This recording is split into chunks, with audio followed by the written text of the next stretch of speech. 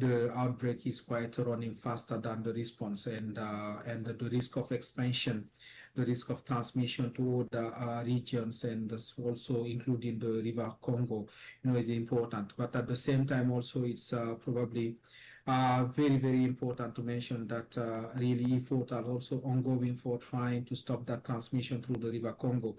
As I'm saying, I'm currently in Kisangani with really many other stakeholders and partners for reinforcing that level of preparedness and that level of readiness for trying to contain the outbreak here. Yeah, because the UN has warned about the risk of Ebola spreading along the Congo River. What would you say are the main factors driving transmission in displacement camps, especially in Ituri, and looking at where you are, I mean, the Kisangani area, which you say is a high-risk one?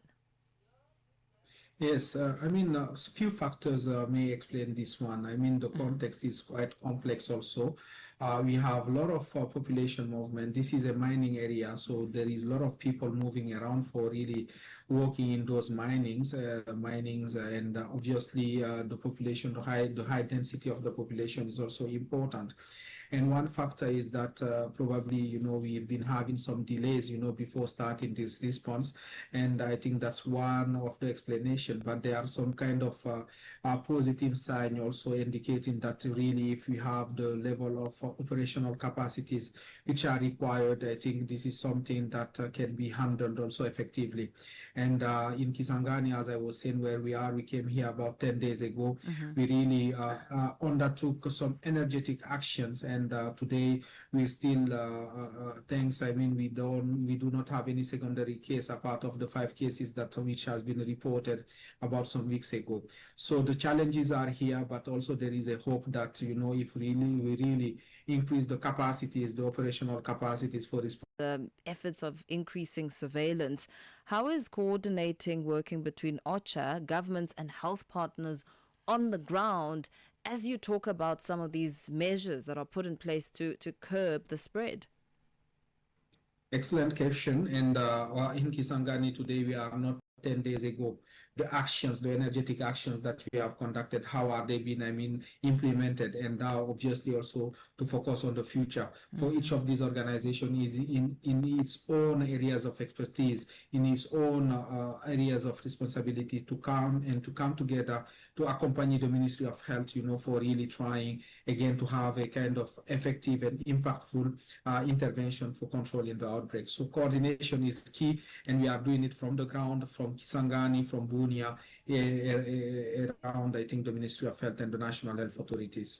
Dr. Balde, as you talk about the value of collaboration in the efforts on the ground, vaccines and treatments for Ebola have been improving significantly over the past decade or so.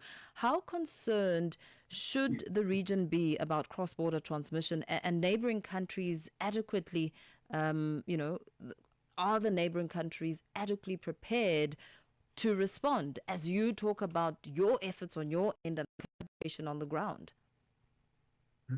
No, excellent. And since the declaration of this outbreak on May 15, WHO called all of the different countries. We classified countries, in top 1 high-risk countries, and top 2, mid-risk countries, and others in the region here.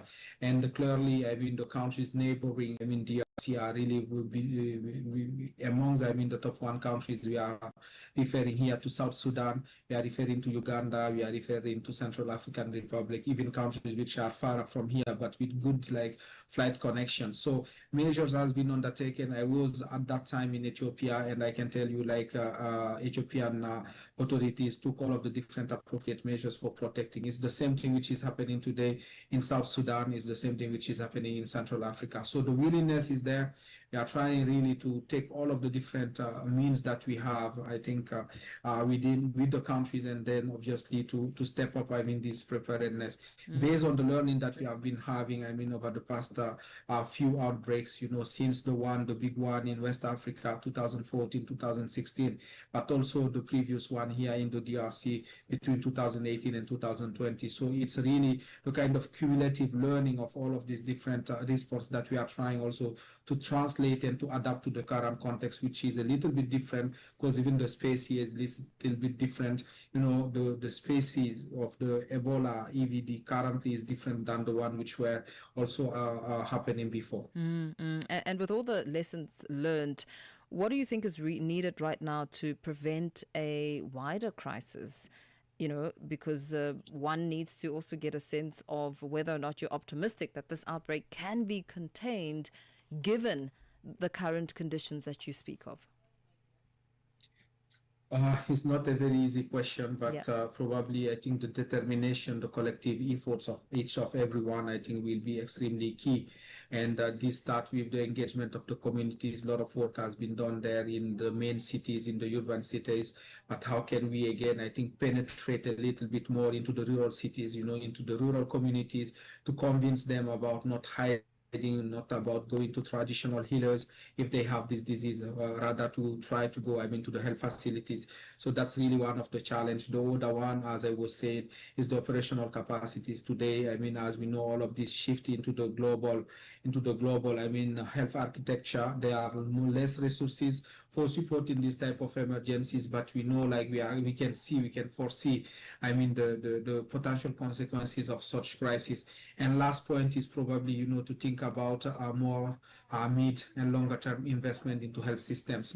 We are right here in Ituri with a health system which is extremely weak, so it's difficult to start from scratch, you know, for responding to such a major crisis. So we really need to learn from this one and to do more investment into health, because at the end of the day, health is the one of the most important, element for the life of the population. Absolutely. Thank you so much for speaking to us this evening and giving us that very overview of the developments on the ground when it comes to the efforts, hands on deck, the coordination and collaboration to curb the potential spread of Ebola. Speaking there to Dr. Thierno Balde, the incident manager from the WHO in Burnia.